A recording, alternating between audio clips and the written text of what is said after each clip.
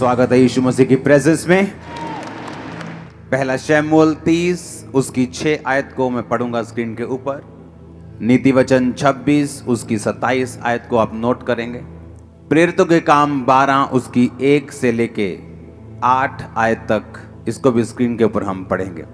एक बार एक व्यक्ति ने, कुछ लोगों से नफरत करता था वो, और उसने आग लगाने के लिए उनके घरों को, क्योंकि वो जंगल के करीब था, तो उसने हवा देखी कि हवा इधर को है और सभी विरोधियों के घर इधर को हैं, तो उसने आग लगा दी जंगल में। और वो जगह जगह आग लगाता गया और आगे बढ़ता गया। जब जंगल में आग लग गई, उसे मालूम हो गया कि अब आग लग गई है, मुझे और आग लगाने की जरूरत नहीं। अगर मैं और आग लगाऊंगा तो खुद जल सकता हूं। तो वो चुप करके बैठ गया और देखने लगा। जब किसी ने पूछा तो आग अब आग क्यों नहीं लगा रहा, क्योंकि उसे मालूम था अब वो आग लगा चुका है और अब आग अपने आप फैलती जाएगी। जैसे जैसे हवा इधर को है तो आग लगती जाएगी। लेकिन नीति वचन 26 उसकी 27 आयत में लिखा, जो गड्ढा खोदे वही उसमें गिरेगा, जो पत्थर लुढ़काए वो लुढ़क कर उसी पर लुढ़क आएगा। उसे यह मालूम नहीं था कि उसने हवा देखकर आग तो लगा दी है, लेकिन हवाओं के ऊपर जो कंट्रोल है वो हमारा परमेश्वर रखता है। अब मैं आपको परमेश्वर का एक दास होने के नाते बोल रहा हूं, जब आग लग चुकी होगी हवा का रुख चेंज हो जाएगा।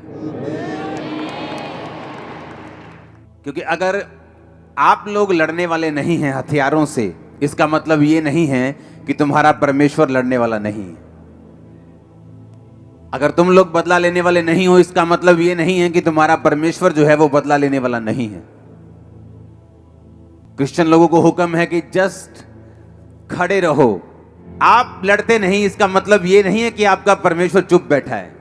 जिस हवा को देखकर आपको जलाने की कोशिश की गई है, मैं आपको प्रोफेटिकली परमेश्वर का दास होने के नाते बता रहा हूं, वो हवा दूसरी तरफ बहेगी और आप बचाए जाएंगे। आमीन ऊंचे वाला होगा तो ये आपके परिवार के लिए होगा। क्योंकि अगर आप लड़ने वाले नहीं हैं, इसका मतलब ये नहीं है कि आपका परमेश्वर लड़ने वाला नहीं है। हालेलुया। मसीही संदेश को, क्रिश्चियनिटी को दबाने की कोशिश अब से नहीं, 2000 साल से होती आ रही है और आज तक कामयाब नहीं हुई। इस सच्चाई को करप्ट करने की कोशिश की गई, इसको खराब करने की कोशिश की गई, इसको दबाने की कोशिश की गई, लेकिन ये कभी दबी नहीं। इसका कारण यह है क्रिश्चियन लोग लड़ते नहीं, वो अपने खुदा पर भरोसा रखते हैं और उनका खुदा उनको कभी निराश नहीं करता, वो उनको कभी छोड़ता नहीं, कभी त्यागता नहीं। आमीन।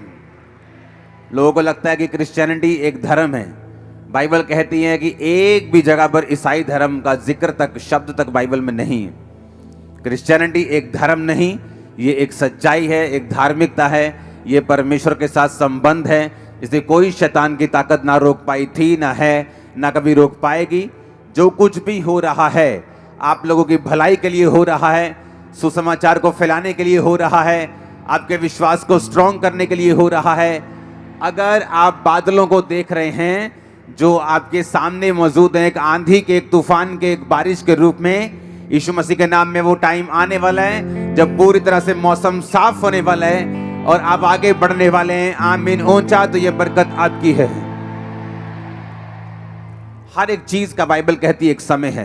बोने का समय, बोने हुए को उखाड़ने का समय, रोने का समय और खुश होने का समय, नाचने का समय, विलाप का समय। बाइबल कहती है हर एक चीज का एक समय है।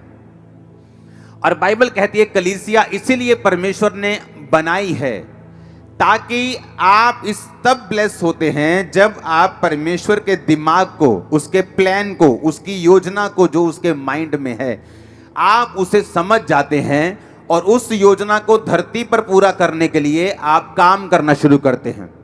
जिस तरह से एक व्यक्ति जो नशे में हो सकता है और परमेश्वर का आत्मा अगर आप उसके साथ संबंध में हैं, हो सकता है वो आपको उस व्यक्ति के लिए प्रार्थना करने के लिए बोले, उसके साथ वचन शेयर करने के लिए बोले, और वो व्यक्ति जब आपकी प्रार्थना और वचन के शेयर करने के कारण बचाया जाएगा, तो इसका मतलब आपने परमेश्वर की मर्जी को पूरा किया। जब चेलों ने कहा कि जिस तरह यूहन्ना ने अपने चेलों को प्रार्थना करना सिखाया, प्रभु यीशु हमें भी प्रार्थना करना सिखा, तो परमेश्वर ने कहा था तुम इस तरह से प्रार्थना करना कि हे पिता, तू जो आसमान में है तेरा नाम पाक माना जाए, जिस तरह तेरी मर्जी आसमान में पूरी होती है धरती पर तेरा राज आए। कौन सी मर्जी की परमेश्वर बात कर रहा है? वो मर्जी जो परमेश्वर के दिमाग में है, और किस तरह से वो धरती पर पूरी होगी। बाइबल कहती है, परमेश्वर के आत्मिक नियमों की किताब में से ये नियम है कि परमेश्वर धरती के ऊपर कोई भी काम जो है वो अपने आप नहीं करता। बाइबल कहती है वो कर सकता है, लेकिन आप लोगों को सहभागिता में बनाने का उसका कारण ये था कि आप लोग परमेश्वर के द्वारा ठहराए हुए कामों को करेंगे, और इसी के जरिए ये एक लैडर बन जाएगी, एक कांटेक्ट बन जाएगा कि पीछे लाइट है, आगे बल्ब भी लगा हुआ है, लेकिन जब कनेक्शन ही नहीं है लाइट से बल्ब की ओर, वो इलेक्ट्रिसिटी फ्लो नहीं कर रही, तो लाखों रुपए का बल्ब और पीछे हजारों वोल्ट की रोशनी किसी काम की नहीं। उसी तरह परमेश्वर जो हजारों लाखों करोड़ों और बेहिसाब वोल्ट की जो पावर है, और आप एक बल्ब के समान, रोशनी के समान बाइबल कहती है बुलाए गए हैं, लेकिन जब कनेक्शन आप में और परमेश्वर में नहीं है, आप रोशनी नहीं दे सकते, लोगों को रास्ता नहीं दिखा सकते, परमेश्वर के द्वारा बनाए गए मकसद को भी आप पूरा नहीं कर सकते। बाइबल कहती है जब परमेश्वर आपको बुलाता है तो उसका एक मकसद है आपकी लाइफ के लिए। अब आपको उस मकसद को समझना है जो परमेश्वर के दिल में है आप लोगों के लिए, और जैसे ही आप उस मकसद को समझ के काम करना शुरू कर देंगे, वो इलेक्ट्रिसिटी का फ्लो होगा, आप चमकने लगेंगे, आपकी पर्सनल लाइफ भी ब्लेस होने लगेगी। इसी तरह से मैं ब्लेस हुआ हूं, जिस तरह से अब आप ब्लेस होने वाले हैं।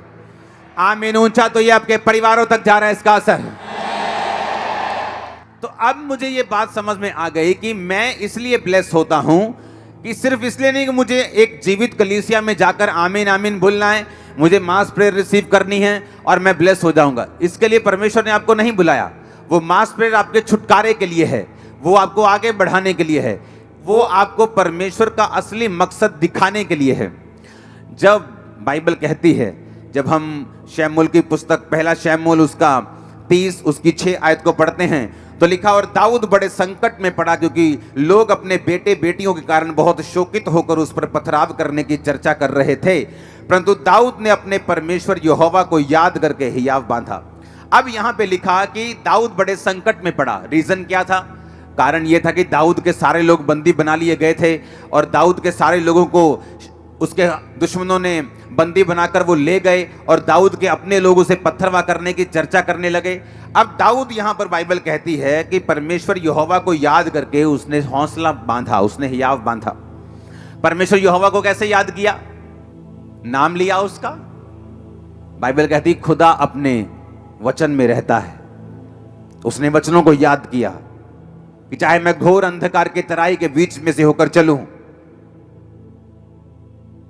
मृत्यु की वादियों में से होकर चलूं, पानी में से होकर चलूं, तो मुझे वो डुबो ना पाएगा, मौत की वादी मुझे मार ना पाएगी, आग मुझे जला ना पाएगी। बाइबल कहती उसने परमेश्वर के वचनों को याद करके हियाव बांधा। जब आपके आसपास का माहौल डर वाला है, या आपके आसपास का माहौल कंफ्यूजन भरा है, बेचैनी से भरा हुआ है, और अगर आप बाइबल नहीं पढ़ते, आप कभी भी छुटकारा नहीं पाएंगे। जिस चर्च में आप जाते हैं, अगर उस चर्च का जो सरमन, उसका वचन आपको बाइबल पढ़ने और खुद प्रार्थना करने को प्रेरित नहीं करता, तो आप गलत सरमन सुन रहे हैं। दाऊद ने, बाइबल कहती, यहोवा के वचन को याद किया, क्योंकि जब माहौल आपके आसपास इतना खराब था, तो बाइबल कहती है कि दाऊद ने यहोवा के वचन को याद किया, स्मरण किया और हियाव बांधा, और उसके वचन को याद करके दाऊद ने अपने मन में मनन करके परमेश्वर में हियाव बांधकर आगे बढ़ा, और वो बचाया गया। जब विरोध होता है, आपकी लाइफ में कुछ परीक्षाएं आती हैं, या बीमारी की एंट्री होती है, या कुछ परीक्षा की एंट्री होती जो परमेश्वर की ओर से है, सबसे अधिक जो आपको उस समय चाहिए वो परमेश्वर का वचन है। और जैसे ही आप परमेश्वर के वर्ड को पढ़ते हैं, आप नोटिस करते हैं, चाहे आपके बाहर का माहौल कैसा भी हो, वो चाहे अभी चेंज हुआ या नहीं हुआ, आपके अंदर का माहौल जो है एक क्रिश्चियन व्यक्ति के लिए ज्यादा मायने करता है। जब अंदर का माहौल हिलता है तो आप डूबते हैं। बाइबल कहती पतरस जब परमेश्वर को पूछ कर चलने लगा कि प्रभु अगर तू ही है तो पानी पे चल के आऊं, तो परमेश्वर ने कहा आ जा। जब पानी पे चलने लगा, बाहर का माहौल तो वही था, आंधी और तूफान आ रहे थे, अंदर का माहौल बदल गया और वो डरने लगा, क्योंकि शैतान ने कहा ओए तुझे मालूम नहीं, इंसान को पानी पे चलने के लिए तो बनाया नहीं गया, मछलियों को बनाया गया। परमेश्वर ने तो मछलियों को बनाया पानी पे चलने के लिए और बहने के लिए और तैरने के लिए, तुझे तो नहीं बनाया, तो डूब जाएगा अभी। और जैसे ही उसने शैतान की बातों की ओर ध्यान दिया, शैतान भी वचन का प्रयोग करता है, वो भी वचन में क्या लिखा है उसको आपके खिलाफ प्रयोग करने की कोशिश करता है। और जब आप लोगों में वचन नहीं होता, आप उसकी बातों पे यकीन करते हैं, और बहुत से लोग परमेश्वर की उस योजना को समझ नहीं पाते और उसे पूरा नहीं कर पाते। हालेलुया। अब जब उसको बाइबल कहती है जब वो पानी पर था और जब पानी पर चलकर शक आ गया और डूबने लगा, तो परमेश्वर ने ये नहीं कहा तू क्यों अविश्वासी बना। परमेश्वर ने कहा तूने क्यों अल्प विश्वासी, तूने क्यों संदेह किया, थोड़े विश्वासी, यानी तेरे अंदर संपूर्ण विश्वास नहीं, तूने क्यों शक किया, तूने क्यों विश्वास नहीं किया। दाऊद ने परमेश्वर के वचन को याद करके, बाइबल कहती है हौसला बांधा, हियाव बांधा। आपको ये बात समझ आनी चाहिए, पास्टर्स को खासकर जब वो सेवा में होते हैं, जब वो अलग अलग तरह की परीक्षाओं में या दुखों में या किसी तरह के सताव में होते हैं, आपको एक चीज जो चाहिए वो है परमेश्वर का वचन। आप जैसे ही परमेश्वर के वचन में जाते हैं, एक रेस्ट, एक विश्राम जो है आपकी स्पिरिट में एंटर करता है। और जब तक ये विश्राम आपकी लाइफ में, आपकी स्पिरिट में एंटर नहीं करता, बाइबल कहती है आप बड़े बड़े काम नहीं कर सकते। बाइबल कहती है उस समय के लोग जब पापी थे और अलग अलग तरह के पापों में फंसे हुए थे, तो परमेश्वर ने नूह को चुना। और बाइबल कहती है परमेश्वर ने नूह के साथ आकर बात की कि एक बड़ी कश्ती बना और सब तरह के जानवर उसमें रख, अशुद्ध जोड़े इतने, शुद्ध जोड़े इतने, और उसके बाद मैं इतने दिन बारिश बरसाऊंगा और सब लोग धरती पर मर जाएंगे। और बाइबल कहती है नूह का जो इब्रानी मतलब है, उसका मतलब है रेस्ट, उसका मतलब है विश्राम। जब आप विश्राम में नहीं होते, आप घबराए होते हैं, क्योंकि आप बाहर की दुनिया की न्यूज़ पढ़ रहे हैं, ज़्यादा आप न्यूज़ में हैं, आप देख रहे हैं बाहर क्या हो रहा है, माहौल ख़राब हो रहा है। लेकिन बाइबल कहती है जब आप बाहर की दुनिया को देखते हैं, आपकी रेस्ट जो है अंदर की, वो लूज हो जाती, वो ख़त्म हो जाती। और जिस दिन आपका विश्राम जो है वो ख़त्म होता है, परमेश्वर आपको इस्तेमाल तो कर सकता है, लेकिन बड़े कामों के लिए आपको इस्तेमाल नहीं कर सकता, क्योंकि परमेश्वर को बड़े कामों में आपको इस्तेमाल करने के लिए एक विश्राम में, रेस्ट में, जो आदमी, जो औरत, जो खुदा का दास, दासी, विश्वासी, विश्वासनी रेस्ट में हो, आराम में हो। कौन सा आराम? आराम करने का मतलब ये नहीं कि वो सुसमाचार प्रचार ना करे, या काम ना करे, या सेवा ना करे, या प्रेयर ना करे। आराम का मतलब उसके अंदर एक विश्राम का आत्मा है। वो घबराया हुआ नहीं, वो डरा हुआ नहीं, उसे मालूम उसका परमेश्वर उसके साथ है। उसे मालूम इस आंधी तूफानों के आगे एक सनी डे उसका इंतजार कर रहा है। उसको मालूम है एक बड़ी टेस्टिमनी उसका इंतजार कर रही है। उसको मालूम है ग्लोरियस डेज उसका इंतजार कर रहे हैं। ओ आमीन, ऊंचा चाहिए मैंने कहा। उसे मालूम है दीर्घायु उसका इंतजार कर रही है। उसको मालूम है उसके बच्चों की साल्वेशन उसका इंतजार कर रही, उसको वो मालूम है, क्योंकि बाइबल कहती है वो विश्राम में जो रहता है, जो रेस्ट में है। बाइबल कहती है नूह के साथ परमेश्वर ने बात की। आप बोलते हैं परमेश्वर मुझसे बात करे, इतने अनरेस्टेड बंदे से परमेश्वर बात नहीं कर सकता। अगर वो अनरेस्टेड है, विश्राम में नहीं है, क्यों? क्योंकि उसकी हीलिंग नहीं हो रही। हर टाइम वो हीलिंग के लिए प्रेयर कर रहे हैं, हर टाइम हीलिंग के बारे में सोच रहे हैं, हर टाइम मास प्रेयर में भी हीलिंग के बारे में सोच रहे हैं, हर टाइम पर्सनल प्रेयर में भी हीलिंग के बारे में सोच रहे हैं। उसके बच्चा नहीं है, हर टाइम वो बच्चे के बारे में सोच रहे हैं। परमेश्वर को मानूं नहीं, मैं मानूंगा नहीं, कोई बात नहीं। हर टाइम अगर इसी बारे में वो सोच रहा है, इसका मतलब उसके अंदर रेस्ट की कमी है, विश्राम की कमी है। और बाइबल बताती है अगर परमेश्वर ने आपकी जिंदगी से बड़े काम करने हैं, खासकर पास्टर्स की लाइफ से, आपकी लाइफ से, विश्वासियों की जिंदगियों से, तो आपके अंदर विश्राम होना बहुत ही जरूरी है। बाइबल कहती नूह एक विश्राम, रेस्ट में था। नूह का मतलब है रेस्ट, नूह का मतलब है विश्राम। नूह का नाम का मतलब रेस्ट था। लेकिन जब तक नूह असली रेस्ट में नहीं आया, परमेश्वर ने उससे भी बात नहीं की। जब नूह खुद रेस्ट में आ गया, अपने नाम का मतलब अपनी जिंदगी में पूरा किया, तो परमेश्वर ने उससे बात की, नूह अब मैं इन लोगों को नाश करने वाला हूं। अब एक बड़ा तूफान आएगा, एक बड़ी बारिश आएगी और सब लोग नाश हो जाएंगे। और परमेश्वर ने उससे बात की जो आत्मिक विश्राम में था। आपका आत्मिक विश्राम खत्म हो सकता है ज़्यादा टीवी देखने से, ज़्यादा फेसबुक देखने से, ज़्यादा दुनियावी बातों में खोने से, प्रार्थना ना करने से, बाइबल ना पढ़ने से। बाइबल सुनना, वचन सुनना अच्छी बात है, लेकिन बाइबल पढ़ना बहुत ज़्यादा ज़रूरी है। खुद वचन को पढ़ना सबसे ज़्यादा ज़रूरी है, सबसे अधिक इंपॉर्टेंट है खुद वर्ड को पढ़ना।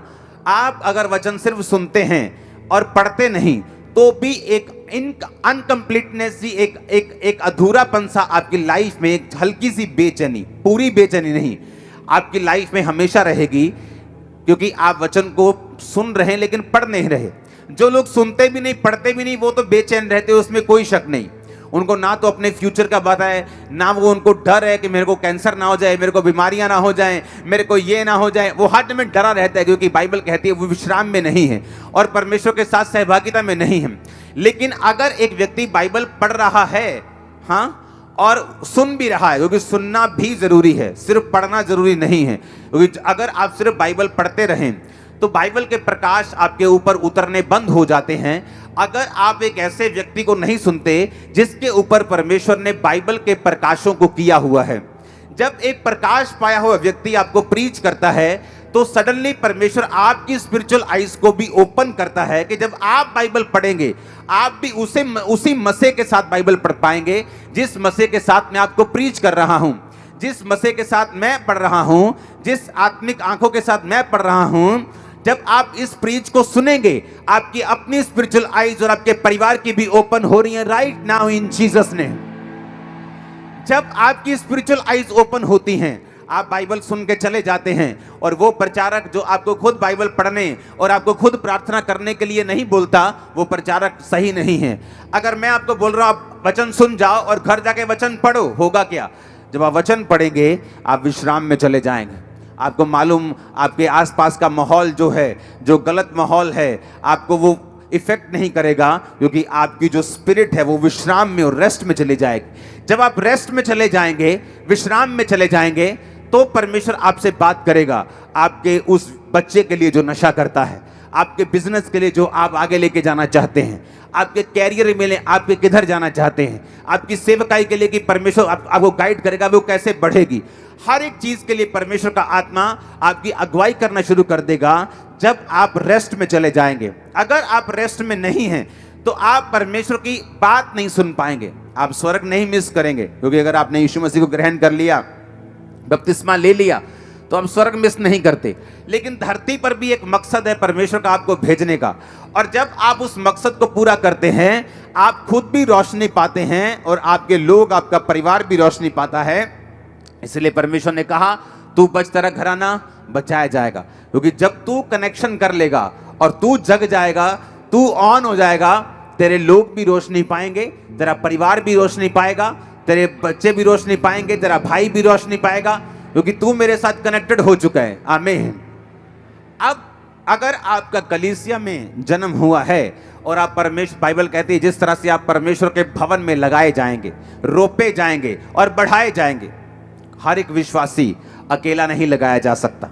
अगर आप सोच रहे हैं कि आप विश्वासी हैं, आप क्रिश्चियन, आप घर बैठ के प्रार्थना कर लेंगे, बाइबल पढ़ लेंगे, आप बिल्कुल रॉन्ग है 100%। बाइबल कहती, पौलुस ने कहा तुम कलीसियाओं की रीति के अनुसार इकट्ठे होना ना छोड़ो।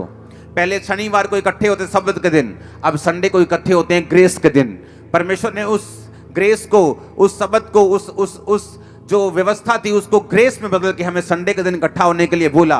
और बाइबल कहती है वो रोज इकट्ठा होते थे, हम तो हफ्ते में 2 दिन इकट्ठा होते हैं और रात को हम रोज प्रेयर माउंटेन में इकट्ठा होते हैं। लेकिन बाइबल कहती है कि किस काम के लिए परमेश्वर ने आपको भवन में लगाया है।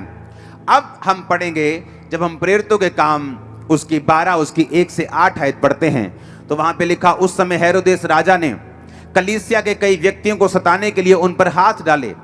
उन्होंने यूहन्ना के भाई याकूब को तलवार से मरवा दिया। जब उन्होंने देखा कि यहूदी लोग इससे आनंदित होते हैं, तो उन्होंने पतरस को भी पकड़ लिया, और वे दिन अख़मीरी रोटी के दिन थे। उसने उसे पकड़कर बंदी गृह में डाला और 4-4 सिपाहियों के 4 पहरों में रखा, और इस विचार से कि फसह के बाद उसे लोगों के सामने लाएं। बंदी गृह में पतरस बंद था, परंतु कलीसिया उसके लिए लौ लगाकर परमेश्वर से प्रार्थना कर रही थी। अब बाइबल कहती है जब परमेश्वर के एक दास को मार दिया गया, तो कलीसिया को गलती समझ आई कि हमें दासों के लिए भी प्रार्थना करनी है। सिर्फ परमेश्वर के दासों को हमारे लिए प्रार्थना नहीं करनी, हमें भी उनके लिए प्रेयर करनी है। और बाइबल कहती है वो लॉ लगाकर प्रार्थना करने लगे। जब वो लॉ लगाकर प्रार्थना करने लगे तो परमेश्वर ने अपने स्वर्गदूत को भेजा, और स्वर्गदूत आया तो 7 आयत में लिखा, उस कोठड़ी में ज्योति चमकी, उसने पतरस की पसली पर हाथ मारकर उसे जगाया और कहा, उठ जल्दी कर। और उसकी हाथों से जंजीरें खुलकर गिर पड़ी। स्वर्गदूत ने उससे कहा, कमर बांध, जूते पहन, और उसने वैसा ही किया। फिर उससे कहा, अपना वस्त्र पहनकर मेरे पीछे हो ले। और पतरस को अभी भी लग रहा था कि वो दर्शन देख रहा है, लेकिन वो असली में हो रहा था, क्योंकि कलीसिया लॉ लगाकर परमेश्वर से प्रार्थना कर रही थी। अगर वो कलीसिया ऐसी होती, देखती, अच्छा अब पतरस नहीं आया, अच्छा आज हीलिंग मीटिंग नहीं हो रही, अच्छा मैं जा रही हूं अपनी जॉब पर, मैं अपने बिजनेस, मेरी बुआ की लड़की की शादी है, अच्छा आज हीलिंग मीटिंग नहीं हो रही, अच्छा मैं आज नहीं आ रहा हूं, अच्छा आज डिलीवरेंस मीटिंग नहीं है, अच्छा आज नहीं चलता हूं। वो अभी क्रिश्चियन नहीं है, वो जस्ट बाबाओं की तरह एंट्री कर रहे हैं चर्च में। जब बाबा जी हैं, बाबा जी से हीलिंग लेने आ गए, बाबा जी नहीं है तो खत्म। लेकिन बाइबल कहती है वो कलीसिया, जब परमेश्वर का दास उनके बीच में नहीं था तो लॉ लगाकर परमेश्वर से प्रार्थना कर रही थी। ये कलीसिया का काम था। इसीलिए जो प्रेरितों के काम की कलीसिया है वो ज्यादा ब्लेस्ड और आशीषित थी। बहुत से लोग उस कलीसिया में से चुने जाते थे, और वो भी लंगड़ों को चलाया करते थे।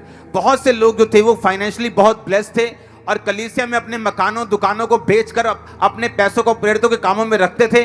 और कलीसियाएं बहुत जल्दी बढ़ रही थी, क्योंकि हर व्यक्ति अपने काम को, अपनी ड्यूटी को पूरी अच्छी रीति के साथ कर रहा था। और बाइबल कहती है वो कलीसिया दरिद्र नहीं थी, उसके पास पैसे की कमी नहीं थी। इमेजिन करो, अगर मेरे पास एक मकान है और जब मैं कलीसिया में आया मैंने अपना मकान बेच दिया, तो मैं तो फिर गरीब हो गया। तो ऐसे सब मकान बेचते जाएंगे तो सब गरीब होते जाएंगे। लेकिन बाइबल कहती है वो कलीसिया गरीब और दरिद्र नहीं थी। क्यों? क्योंकि जब उन्होंने एक मकान बोया, परमेश्वर ने 2 के रास्तों को, 4 के रास्तों को खोला होगा। और इस तरह से उनको समझ आता गया कि हम जितना बो रहे हैं उतना काट रहे हैं। वो ज्यादा बोते गए, प्रेयर करते गए, मिशनरी कामों के लिए प्रेयर करते गए, अपने दासों के लिए, परमेश्वर के अगुओं के लिए वो प्रेयर करते गए। उनकी प्रार्थना को परमेश्वर सुनता था। उनकी वजह से, दासों की वजह से वो बचाए गए, वो चंगे हुए, उन्होंने मिरेकल्स पाए, ब्लेसिंग ली, साल्वेशन पाई। जब दासों को जरूरत पड़ी उन्होंने प्रार्थना की, परमेश्वर अपने दूतों को भेज, अपनी सुरक्षा को भेज, दासों को छुड़ा। इस तरह से जब हम एक दूसरे के पूरक बनेंगे, जब हम एक दूसरे, जहां मैं कमजोर हूं आप मजबूत, जहां आप मजबूत हैं मैं कमजोर, जहां मैं मजबूत हूं आप कमजोर हैं, हम एक दूसरे के पूरक हैं, एक दूसरे को कंप्लीट करने वाले हैं। जब मैं अपनी जिम्मेवारियां सही से निभा रहा हूं तो मैं ब्लेस्ड हूं। अगर कलीसिया अपनी जिम्मेवारी सही से निभाएगी तो वो ब्लेस होगी। Hallelujah, hallelujah. मैंने देखा है बहुत सी कलीसियाएं जो अपने पास्टर्स के दर्शनों में उनका साथ नहीं देती, क्योंकि पास्टर ने बोला होता है मुझे ये कलीसिया से कुछ भी जरूरत नहीं। ऐसे बहुत सारे पास्टर्स को मैं जानता हूं, लेकिन उस कलीसिया की जिम्मेवारी ये होती है कि उस सारे मिशनरी कामों में प्रार्थना के साथ, उपवास के साथ, पैसों के साथ, ताकत के साथ, वरदानों के साथ, जो भी कलीसिया के पास है वो उस मिशनरी काम के लिए, खुदावंद की सेवकाई के लिए, किसी धर्म के प्रीच के लिए नहीं, जीसस क्राइस्ट के प्रीच के लिए, किसी धर्म को ऊंचा, किसी धर्म को नीचा करने के लिए नहीं, यीशु मसीह के नाम को फैलाने के लिए। अगर आपका कुछ भी प्रयोग नहीं हो रहा तो बाइबल कहती है आप एक सच्ची कलीसिया नहीं हैं, आप एक राइट पाथ पे नहीं हैं, आप एक सही रास्ते पे, सही दर्शन पे नहीं हैं, और आप परमेश्वर की मर्जी को पूरा नहीं कर रहे। और इसी कारण आपकी लाइफ में कंफ्यूजन है, और रेस्ट की कमी है, विश्राम की कमी है। ब्लेसिंग के लिए जोर लगाना पड़ता है, लाइफ अगले लेवल तक नहीं पहुंचती। बहुत से लोग सोचते हैं कि अगले लेवल पे जाने के लिए हमें परमेश्वर की ओर देखना होगा। हाँ, वो तो देखना ही होगा, लेकिन हर टाइम ऐसा नहीं है बाइबल के मुताबिक। बहुत से लोग प्रार्थना करते हैं, परमेश्वर मैं सेम सैलरी पे हूं, मैं सेम अनॉइंटिंग पे हूं, मैं सेम मसे में हूं, मैं सेम वरदान में हूं, मैं सेम इसी बरकत पे हूं। क्योंकि अगले लेवल के लिए अगर किसान बोले कि मैं उसी 1 एकड़ को काट रहा हूं, क्योंकि वो फसल ही, वो बीज ही 1 बोरी को बो रहा है, और हर साल 1 बोरी बोता है, हर साल 1 एकड़ काटता है, तो वो सोच रहा है कि मेरी फसल क्यों नहीं बढ़ रही। अगर उसे फसल बढ़ानी है, उसे सैक्रिफाइस करना पड़ेगा। जब फसल उगेगी उसे अपनी फसल में से बीज ज्यादा निकालना पड़ेगा, और अगली बार उसकी फसल बड़ी होगी। कलीसिया को यह मालूम होना चाहिए, आपका फाइनेंस का लेवल, आपकी स्पिरिट का लेवल, आपकी अनॉइंटिंग का लेवल, गिफ्ट्स का लेवल, जो कदम आप बढ़ाते हैं उनसे बढ़ता है। अगर आप कदम नहीं बढ़ाएंगे वो नहीं बढ़ेगा, आप कदम आगे नहीं करेंगे वो नहीं बढ़ेगा। अगर आप फैसला लेने में देरी करेंगे आपकी बरकत भी देर से आएगी। आगे बढ़ने की ताकत खुदा ने आपको आपके हाथों में दी है। अगर आप आगे बढ़ना चाहते हैं वो आपके हाथों में है, अनॉइंटिंग में बढ़ना चाहते हैं वो आपके हाथों में है। हालेलुया। वो परमेश्वर के हाथों में नहीं, वो आपके ज्यादातर आपके हाथों में है, क्योंकि परमेश्वर ने जब आपको बुलाया, आपको बचाया, आपको सेव किया, आपको लहू से धोया, पापों को माफ किया, चंगा किया, अब उसने बाइबल को, आपके वचन को आपके हाथों में दिया है। आप जब इस स्ट्रक्चर को पूरा करेंगे, इसके अनुसार अपनी लाइफ को बिताएंगे, आप अपनी लाइफ में ब्लेस होते जाएंगे। हालेलुया। अपने पड़ोसी को बोलो वचन को याद कर। अपने पड़ोसी को बोलो वचन को याद करके ही याद बांध। घर जाकर वचन को पढ़ना आपको रेस्ट में लेके आएगा, आराम में। जब आराम आएगा खुदावंद बात करेगा, जब वो बात करेगा वो छुटकारा देगा। जब छुटकारा देगा आपकी टेस्टिमनी बढ़ेगी, बहुत से लोग छुड़ाए जाएंगे। जिन लोगों को परमेश्वर इस्तेमाल करता है उन लोगों की एक निशानी है, वो अंदर से विश्राम में हैं, बाहर से काम में हैं। कुछ लोग बाहर से बहुत विश्राम में दिखते हैं, हम्बल दिखेंगे इस तरह से, ऐसे शो होगा कि पता नहीं स्वर्गदूत ही आ गया आपके बीच में। उनकी बोली हाँ ब्रदर जी, लेकिन अंदर से वो विश्राम में नहीं, अंदर से डर रहे हैं वो। और कुछ लोग बाहर से कड़क हैं लेकिन अंदर विश्राम में हैं और वो ज्यादा काम कर रहे हैं। जब अंदर विश्राम नहीं और बाहर विश्राम है तो उल्टा हो गया। इसलिए वो देखने में, सुनने में तो अच्छे लगते हैं लेकिन फ्रूटफुल नहीं, रिजल्ट नहीं। क्योंकि रिजल्ट लेने के लिए आपको इनसाइड से, अंदर से विश्राम में आना पड़ता है। और कई बार जब आप प्रार्थना में बैठते हैं, आप 4 घंटे, कई बार 5 घंटे भी लग सकते हैं, कई बार 3 घंटे भी लग सकते हैं, आपको उस विश्राम में घुसाने के लिए जो परमेश्वर ने आपको दिया हुआ, देना चाहता है। आप जस्ट कई बार 1 घंटे की प्रार्थना, धन्यवाद प्रभु जी ये मंगा, वो राशन लिस्ट देके कई बार आप विश्राम में प्रवेश नहीं कर सकते। हालेलुया। कई बार जब मैं अपने प्रेयर रूम में जाता हूं तो कई बार परमेश्वर का आत्मा मुझे बोलता है तू सो जा पहले। मैं जस्ट जाते ही सोता हूं पहले, कई बार, हर बार नहीं। और 2 घंटे बाद जब मैं उठता हूं, मुझे कुछ भी करने की जरूरत नहीं। ऐसे होता है जैसे स्वर्गदूत ने सामने कॉपी रखी है और वो प्रेयर पॉइंट्स देते हैं। जस्ट उस प्रेयर पॉइंट से जब प्रेयर होती, रिजल्ट आने शुरू होते। मैं आपको सीक्रेट दे रहा हूं, वो एक ऐसी प्रार्थना में पोजीशन है, जो निशानेबाजी करते हैं लोग वो समझेंगे कि आप हड़बड़ी में निशानेबाजी नहीं कर सकते। आप भाग भाग के निशानेबाजी, एक चीज, बड़ी चीज पे निशाना लगा सकते। अगर आपको पिन पॉइंट जिसे बोलते हैं बुल्स आई, जैसे कि वो आंख पे निशाना लगाना है, तो आपको अपने आप को बिल्कुल स्थिर करना पड़ेगा। अपनी कंप कभी जो हाथ की है उसे भी कंट्रोल में करना पड़ेगा। आप जब प्रेयर रूम में जाते हैं, जस्ट वेट करो, आप थैंक करो, आप प्रेज करो, आप कोई गीत सुनो परमेश्वर का, बाइबल पढ़ो। लेकिन एक ऐसा टाइम भी आता है जब परमेश्वर आपको झिला देता है, आपको एक्टिव कर देता है। उस टाइम फिर जो प्रेयर होती है वो बेस्ट प्रेयर होती है और वो रिजल्ट लेके आने वाली होती है। और कई बार मेरे लोग मुझे देखते हैं, मैं प्रार्थना रूम में गया हूं, मैं आया ही नहीं हूं रात भर, मैं 6-8 घंटे बाद आया हूं, 10 घंटे बाद आया हूं। क्योंकि वो टाइमिंग बड़ी इंपॉर्टेंट होती है, जिस टाइम में परमेश्वर का आत्मा आपको स्थिर करता, हिलाता है। जिस तरह स्वर्गदूत आकर पानी को हिलाते थे और जब पानी हिलने के बाद जो लोग जाते थे वो हील हो जाते थे। इन प्रैक्टिकल बातों पे अमल करो, जो आपको बताया गया इसको फॉलो करो। लाइफ सेम नहीं होगी, लाइफ सेम नहीं होगी, मैंने कहा। आमीन। जो भी आपको बताया गया उसे कवर करो।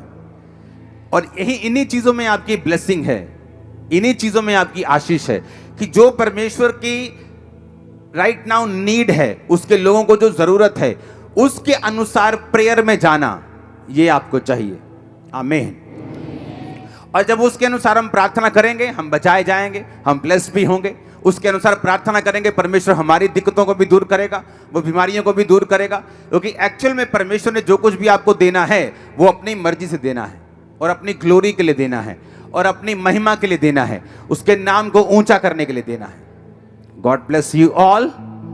वो आपको सेम ना रहने दे। आमीन। ऊंचा ये बरकत आपकी है।